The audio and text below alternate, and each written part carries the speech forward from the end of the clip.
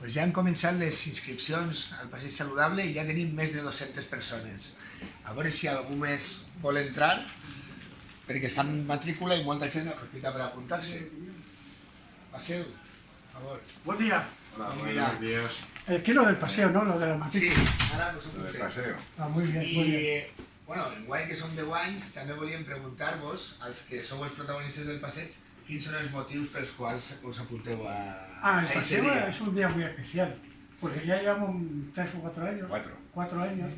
Y es un momento de hablar con los compañeros, de disfrutar el paseo. Aparte la y luego aportación- tener un almuerzo y una foto. Ese La también aportación que se hace es para unos fines que sinceramente me satisface hacerlo. Sí, sí, sí. Y esos son los motivos. No. Pues mireu, abans de matricular-vos, d'apuntar-vos, hem de dir que des d'Extensió Universitària estem molt agraïts a la resposta que des de sempre les 1.000 persones, més de 1.000 persones de la nau gran i famílies que doneu suport a este Perdona que lo diga en proyecto. castellano, pero es que el valenciano Pero es eso, muy bueno, chulo y eso no es- puedo hablarlo no. correctamente. ¿Qué ves? Pero de verdad, gracias por organizar esto, porque es una oportunidad que nos dais.